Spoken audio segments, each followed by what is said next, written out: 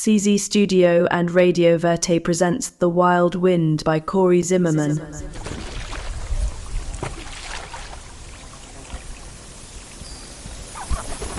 Chapter 6.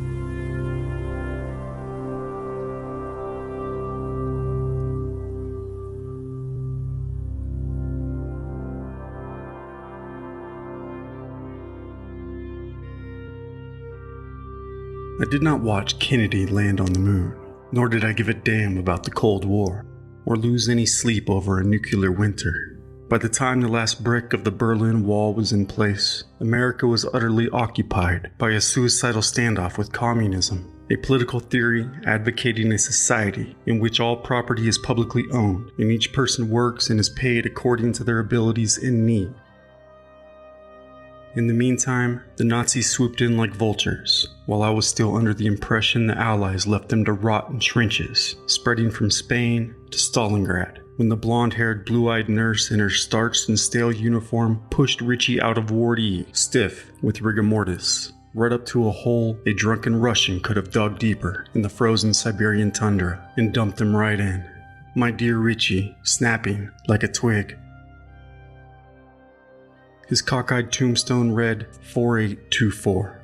I suppose I could have straightened it out with a kick, but I walked away, the atomic blast tearing the flesh from my cheeks, red like a spanked ass, delighted in the comfort of the nuclear winter numbing my bones.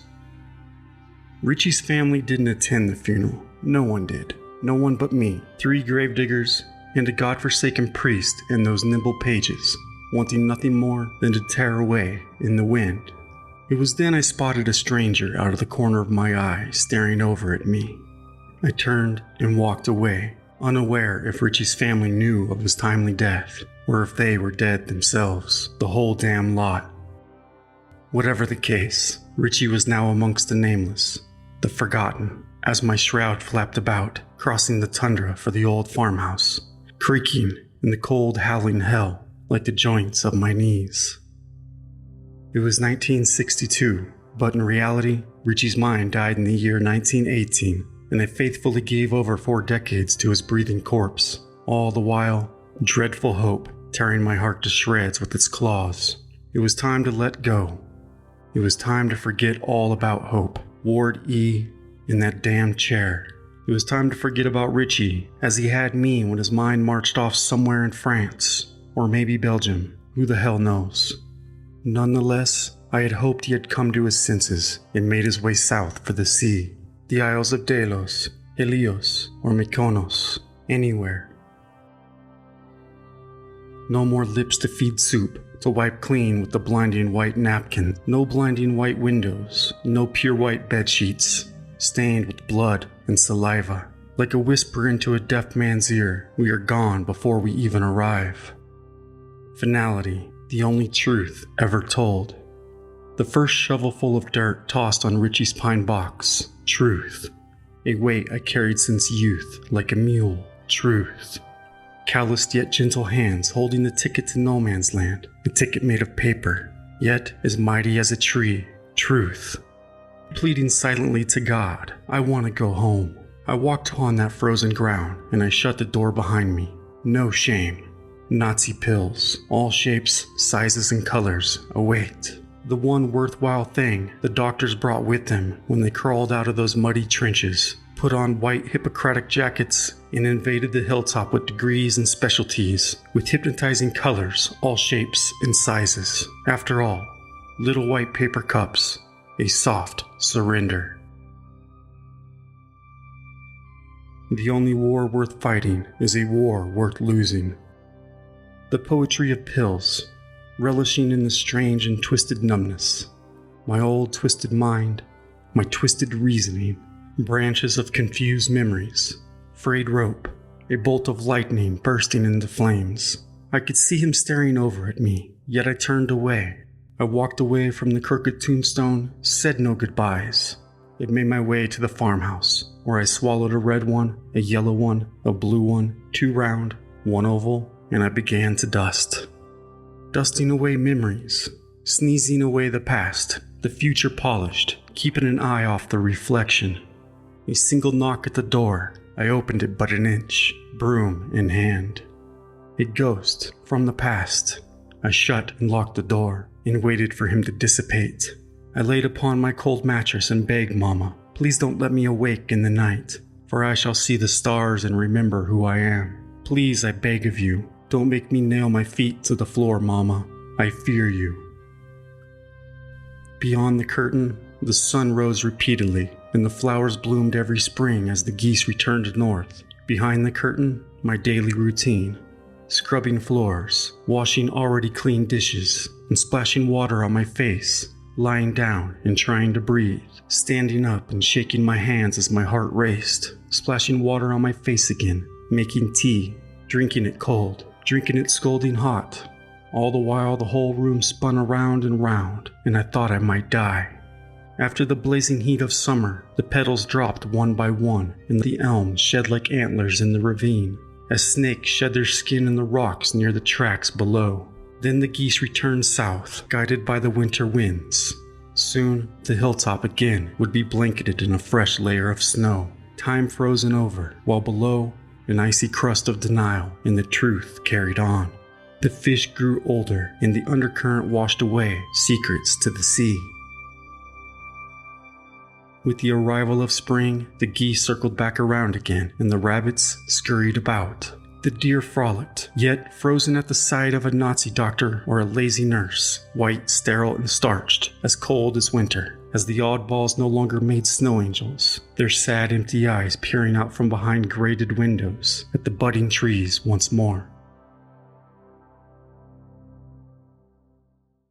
The cars coming and going through the mud caking the soles of my shiny black shoes, year after year coming and going, back and forth, round and round, south to north, east to west, west to east, north to south, my old worn-out tiny feet slopping through the mud. In time I learned to blend in with the oddballs, screaming and moaning and cursing holy hell, as I stared with empty hollow eyes. As the animals of the zoo were released into the thicket to run free, as man was once again imposed behind bars, locked doors, straitjackets, and doped up on stupefying pills. Seeing that so many patients roamed about in the skeletal nude, out of their damned minds, there was little about myself to gain any notice. Disheveled, disoriented, none too troublesome, yet just enough. None too dangerous, yet just enough. With hands trembling, I anxiously waited my turn to grab a paper cup of pills off the tray and scurry away unnoticed, ass bare in a stolen gown.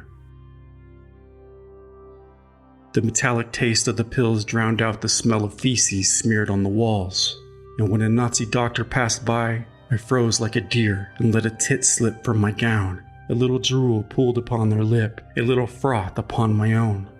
One of the long lost and forgotten, I fit right in.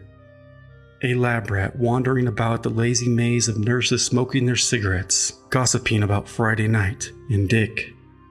Dignity had been tilled under with Dr. Zolla's death. Someone must have been counting his days. Waiting around with a shovel, flicking ashes, checking out nurses' asses, with thick globs of red lipstick and legs uncrossed. And before Zolla was even cold in the ground, the hilltop had become a place to sit freely in your own piss and shit. At the same time, the Nazis acted out their sadistic fantasies, displacing their inferiorities and aiming their ice picks at the weakest and most vulnerable of us all. Cross-haired dicks that kicked the weak while they were down, shiny shoes right in the gut, ribs, and soul, broken and bruised. The wailing terror-filled screams of the strapped down and rolled away were lit up or picked like ice, silenced, stupefied, undone, and sat in a chair by a window. Birds chirped on the other side of the pane of glass, as fragile as reality, covering in a grating to prevent said reality from shattering. Paper cups were arranged, and I grabbed them freely from trays and carts and counters. Rats scoured about, snakes wrapping around the willing and unwilling and unconscious, making their way around legs for the sweet spot, for the mind, a dark wave heading for the heart where it would leave an institutional wasteland in its wake. I moped about in a desert of misery and stupor, with my tit hanging out to appease the doctor with perverse anonymity until I could scurry off back to the farmhouse. At an endless gray, I looked up and asked. However, the breeze carried no answer, as it blew dust in my eyes with a whisper. Go mix your wild drugs, circle daughter of the sun. So I popped 4 red ones, shiny and round, and I scrubbed my flesh raw of filthy humanity. As the moon rose somewhere beyond the curtains, I crawled upon the cold mattress, wishing Mama good night. I wish not to hear your whispers tonight, Mama, but as I might, I shall nail my feet to the floor. Civility, as thin as an old crone's skin, as thin as the silver plating brushed upon the skull of a coyote, of which I gnaw, as thin as the air upon which the rain crows circle overhead, teetering upon the tip of the needle of righteousness, of sin, of shame, of redemption, of madness and reasoning, of life and death, of man and beast, of truth. This journey, this world fabricated by the mind, by dreams, by nightmares, by worms in the brain, truth. Drool, frozen limbs, empty skulls, lies, flies, foes, and fleas, truth. Disturbed souls, sleepwalking in immense heartache, loss, and desperation, truth. Tracks that lead to endless trenches, truth. Scurrying off like a rabbit at every drop of a hat, truth. In the dark thicket of lies, we float about like ghosts, as the owls watch wide-eyed, as we chew the edges of pure white pages like nervous, filthy rats, truth. The swirling, stalking spirit spoke through me, unique speech once spoken in family homes, words and phrases only loved ones could comprehend, truth. Haunting thickets where the floor of the dead and the sun never meet, truth. Rocking chairs and turning tables, truth. Pages twirling and twisting in the wild wind, truth. Wide-eyed children with rotten teeth, souls blown away long ago, swearing and pissing upon gowns in graves called beds, truth. Checkered tiles of black and white, good and bad, angels and demons, men squat in corners, shitting, spewing chicken blood, and God knows what else, truth. Vomit, the drink of demons, truth. The truth is that some wander wearily through vast deserts. Some seek refuge in dark corners, in shadows, cracks, and crevices. Under nightstands, from vessel to vessel. It is true, the night indeed speaks aloud. Fingers and hands like a briar patch, latching onto anything and anyone within grasp. Loathsome and pathetic, gowls ceaselessly fiending for tongues to whisper, leaving me to ponder. What horrid words are whispered into our ears in the dead of night? Mama, you haunt me. Mama, let me be. The old farmhouse creaks and breathes shallow breaths through sullen nights as the old grandfather clock stands tall, yet silent and dead, face buried in the wall. The merciless wind thrashed the tiles from the roof, the shutters, the peeling paint as I wondered about the fate of the widow down the road. My dry breath chapped my lips, and tucking my knees into my sunken chest, I sought to ignore Mama. Why do you whisper such wretched things? I asked. The hoot of an owl sending chills down the spines of wide-eyed rats. The chirping baby chicks with bellies as empty as my own, somewhere beyond the curtain sang of sunrise. A single knock on the door. It is Saturday. No postman today. Nervous hands. 2 reds and a blue. A single knock at the door, I opened it but an inch, broom in hand. As my eyes adjusted to the light of day, before me stood a ghost from my past. I shut the door and waited for him to leave. Peeking through the curtain, I noticed 2 grocery bags on the porch. I tore into the bags, throwing a few awful things to the crows and strays. I scribbled off a note and nailed it to the door. more bread and butter.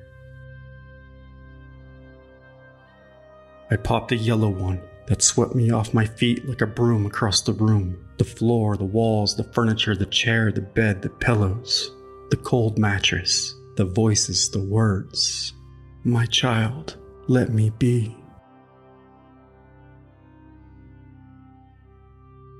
Reagan was nearly killed by a young man with the disease. Nonetheless, old Ronnie, born right here in the state of Illinois, star of the film Brother Rat, didn't much believe in schizophrenia and closed the Hilltop down in no time.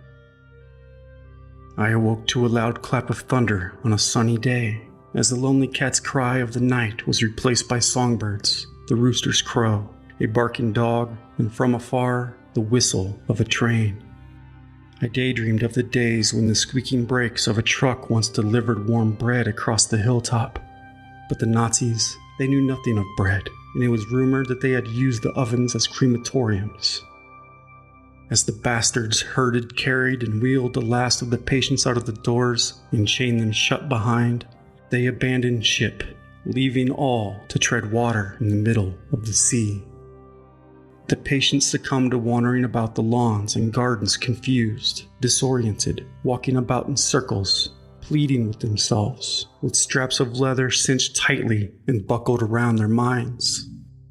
Birds searching desperately for a cage, while others sat motionless in wheeled chairs, content to die, content not knowing why. And I thought of Richie, long perished in the earth.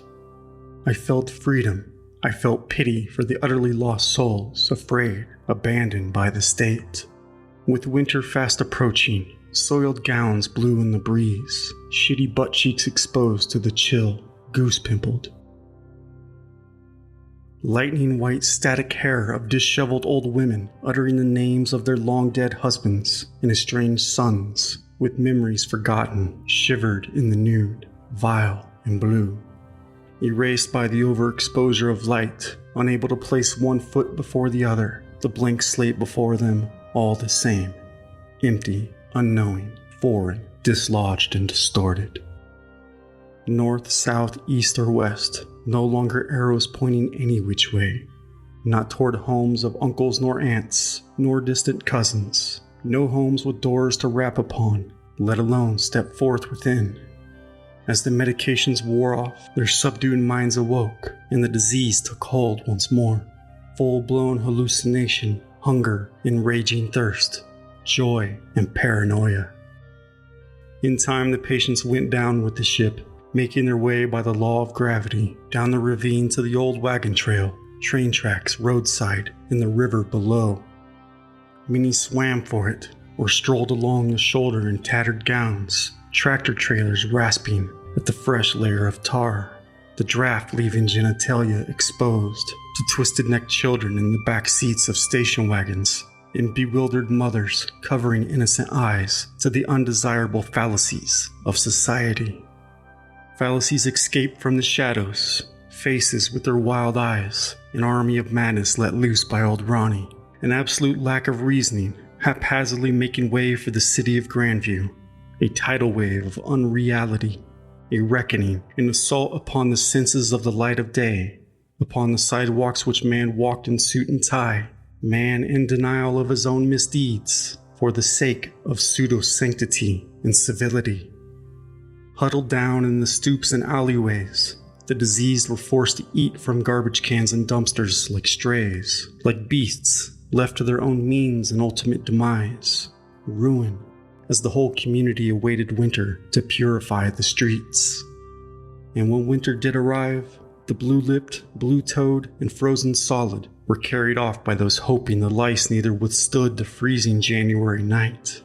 Once nailed shut within the darkness of plain pine boxes, the forgotten were buried in back corner pauper plots, where no stones were placed, nothing but mounds of dirt that sank back into the earth with the melting snow. Souls not laid to rest, but tossed, and tossing and turning about, hollowed bones shattered as new holes were dug.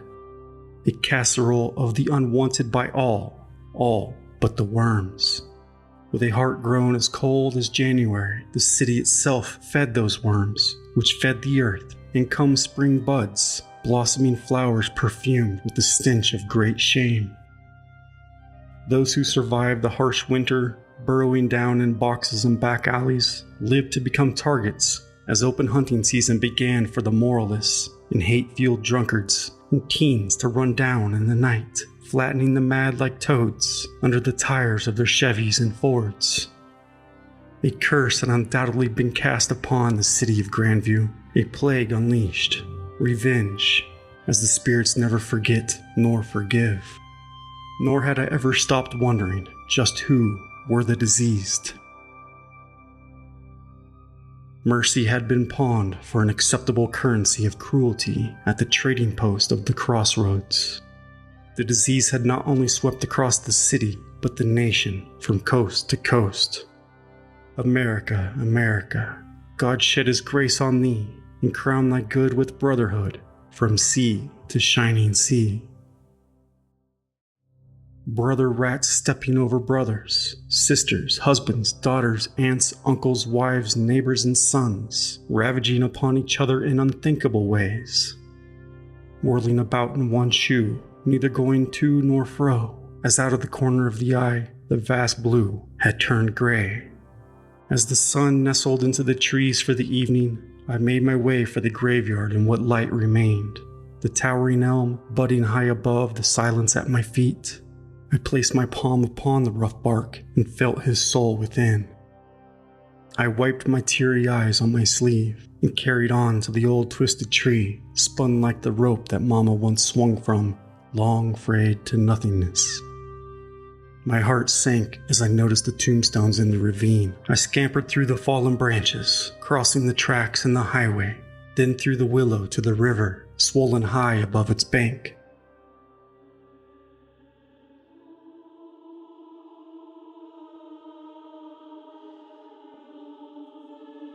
The days of old steamers braving its swift currents long past made way for the slow convoy of rusty barges. Bolts of light searching their way through the night, groping the shoreline, the blinding brightness illuminating the dark swirling in the eddies of the mind. I bowed my head with the nestled geese, snug in tall grass, in ease, in a sense of peace. The moonlight reflected off the tide, the moment shined bright, and I grabbed a handful of clay. I rolled it between my palms into a ball, and with a great slap, I flattened the clay into a Swedish pancake and tossed it in the Illinois.